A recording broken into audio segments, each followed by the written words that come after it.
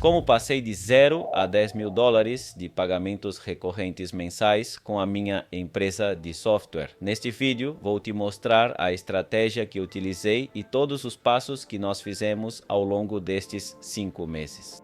Então, vamos à minha tela. Mas o mais importante é o contexto de como o fizemos. Provavelmente algumas destas estratégias te sirvam e outras não. Então é importante que pegues apenas as coisas que te servem. Para mim foram úteis na altura, provavelmente agora não te sirvam, mas há coisas que tu podes aproveitar. Então, primeiro, a fatura, que normalmente eu sempre prego que se fores ensinar algo, tens de o ter feito, senão não serve para nada. Ao longo destes meses, por exemplo, nós começamos em junho de 2021 e fomos crescendo de forma gradual. Passaram-se quase 6 meses e ao final do 5º mês nós atingimos a meta de 10 mil dólares em pagamentos recorrentes mensais. Isso tem sido um marco muito importante para nós, pois validava que o nosso produto se encaixava no mercado e, acima de tudo, havia clientes que estavam pagando por ele. E naquela época nós tínhamos mais de 200 clientes pagando de forma mensal e isso já era um grande feito. Na verdade, para qualquer SaaS ou empresa de software, este é um marco extremamente importante, porque chegar a este ponto significa que já existem pessoas que confiam no seu produto, confiam em você e estão pagando por essa solução. Agora, qual é o passo a passo que nós seguimos?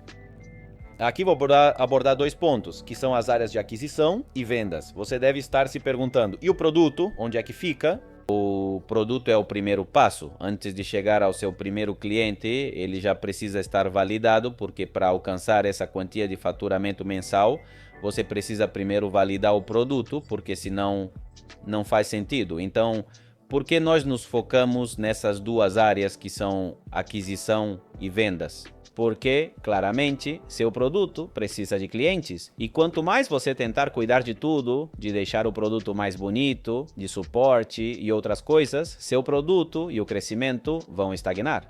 É por isso que é importante que você se concentre em qual dessas categorias vai focar. Por exemplo, no meu caso, foi a área de aquisição e vendas, porque é a partir dela que os clientes virão. No canal de aquisição, o que foi que nós fizemos?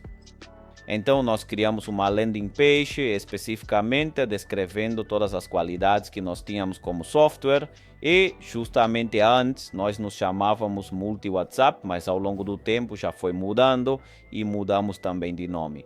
Mas quando você chegava nessa landing havia um vídeo específico explicando o que o software faz.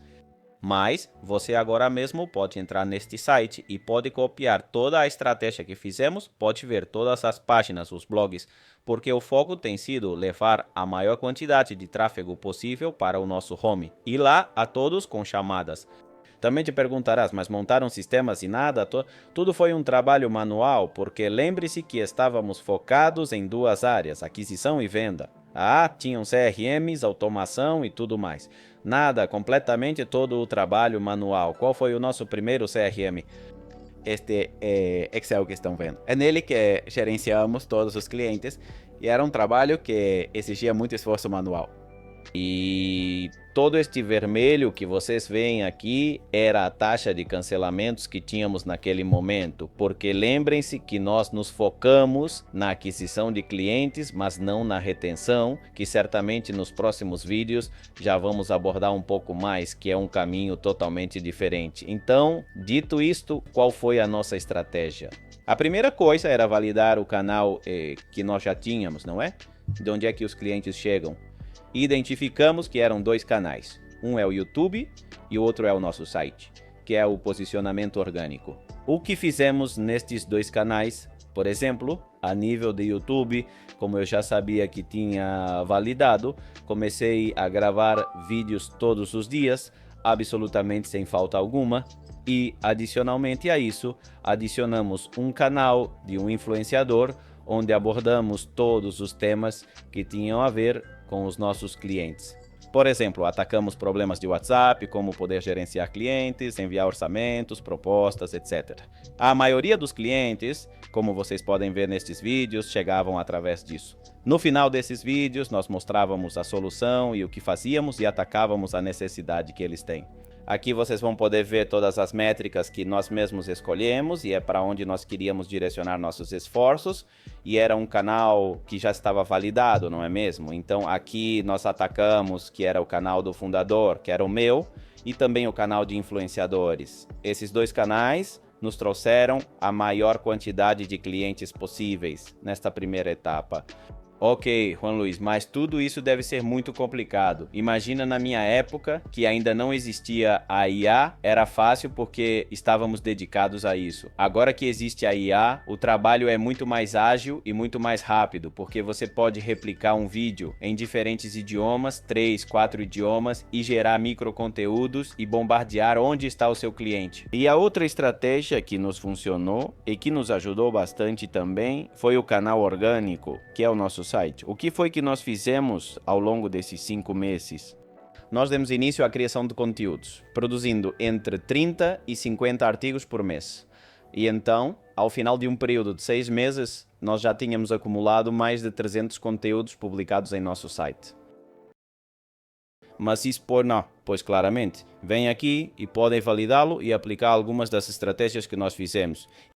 E se derem conta, pois ao longo desses últimos 5 meses em que trabalhamos, no mês 1, o tráfego e as vendas eram poucas.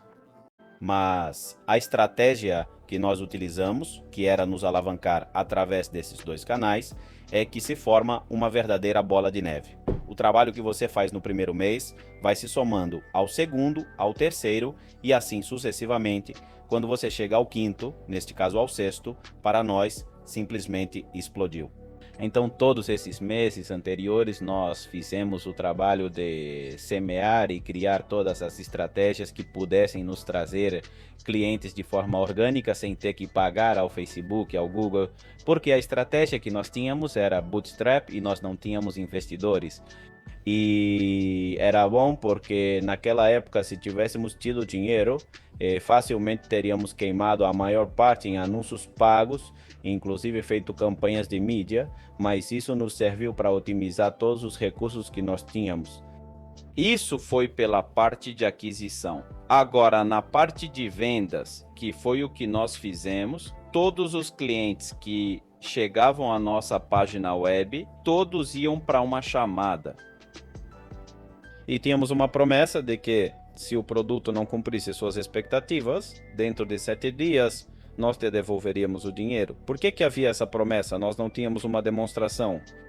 E isso também, sem percebermos, incentivava o cliente a usar a plataforma de forma obrigatória. É diferente quando você oferece de graça. Experimenta, João, este demo. Ele não faz por uma questão de tempo, porque não lhe custou nada. Nós começamos a cobrar desde o primeiro dia. Você vai entrar na nossa plataforma contanto que pague o primeiro mês. E a nossa promessa é que, se não te for útil e não funcionar para você, nós te devolveremos o seu dinheiro sem problema algum. E os nossos clientes começaram a dedicar-se com esse empenho na demonstração, a configurar, porque já lhes tinha custado, já tinham investido. Então, para a devolução, sim, nós fazíamos.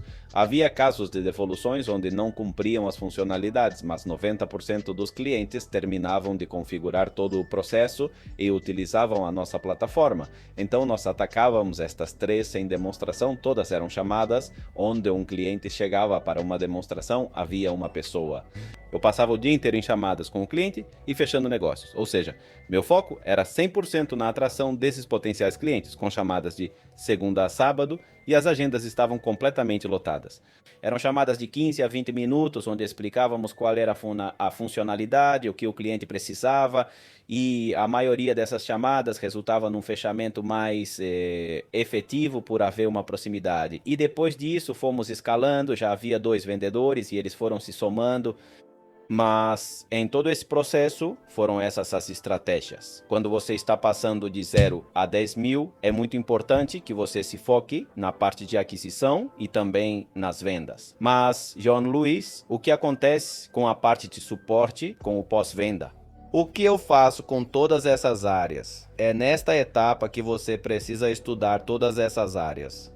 Mas se você se concentrar nas áreas 1, 2, 3, todas elas, você fará de forma errada. A partir da 10 mil para frente, aí sim você pode começar a otimizar o suporte, a pós-venda, a experiência do cliente e tudo mais.